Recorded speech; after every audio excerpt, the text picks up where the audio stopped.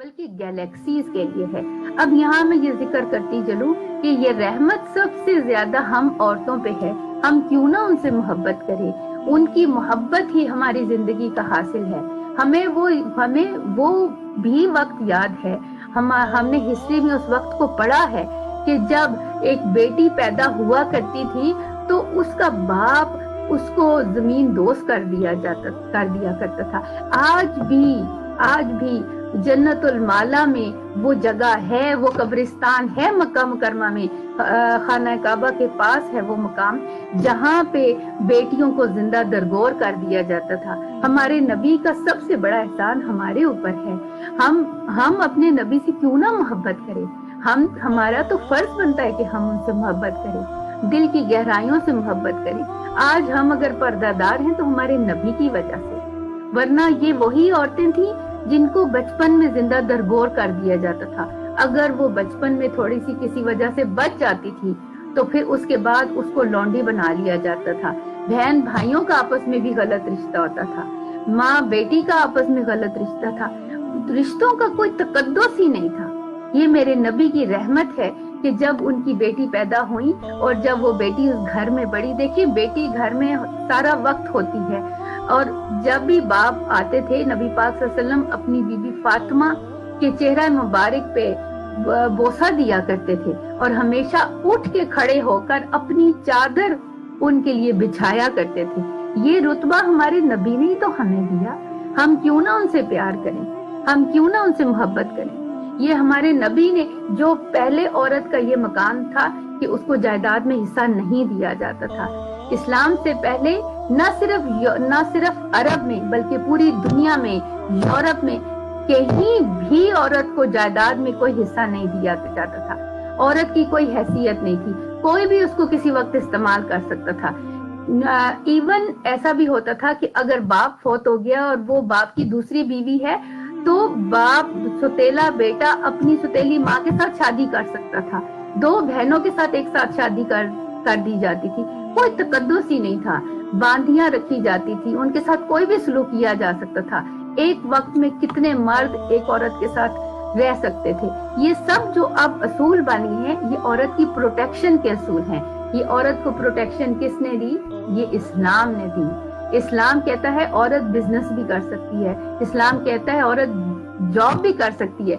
लेकिन ये जो मैं सवाल पूछती हूँ उन लोगों से जो ये कहते हैं कि इक्वल राइट्स, अरे तुम क्या जानो इक्वल राइट्स क्या होती हैं? इक्वल राइट्स नहीं, इस्लाम ने औरत को ज्यादा प्रोटेक्शन दी है, इस्लाम ने औरत को ज्यादा मकाम दिया है। इस्लाम ने कहा है कि औरत के ऊपर जिम्मेदारी कम है, मर्द की जिम्मेदारी ज्यादा है। इस्लाम कहता है कि मर्द औरत को प्रोटेक्शन दे, मर्द औरत को इज्जत दे, एक बहन के तौर पे, एक भाई के तौर पे, और एक बीवी के मतलब एक हस्बैंड के ऊपर सारी जिम्मेदारियां डाल दी गई हैं। और औरत को ये रिलैक्सेशन दी गई है कि औरत अगर चाहे तो बिजनेस करे, चाहे तो जॉब करे, चाहे तो घर के काम करे।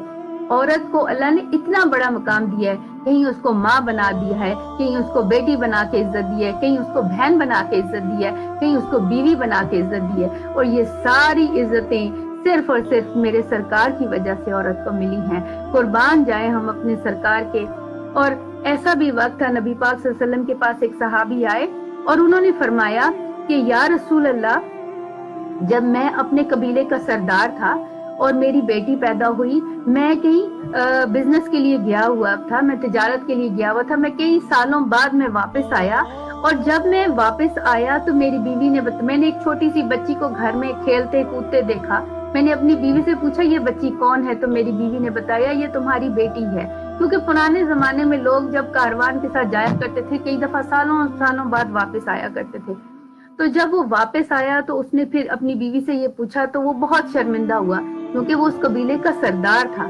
तो बीवी ने कहा कि ये तुम्हारी बेटी है। तो कहता है जैसे ही मुझे पता चला कि ये मेरी बेटी है तो मैंने अपनी बेटी को घसीटता हुआ लेके गया, और मेरी बेटी रास्ते में कभी मेरी टांगों के साथ लिपट के मुझे प्यार कर रही थी, कभी मेरे हाथों को चूम रही थी। और कहता है कि मैंने जाके घड़ा खोदा, तो मैं जब घड़ा खोद रहा था, तपती दोपहर थी, तो मेरी बेटी बार बार आके मेरा पसीना साफ, और मेरी बेटी मुझे कह रही थी कि अब्बा इस वक्त बहुत गर्मी है, तुम साए में बैठ जाओ।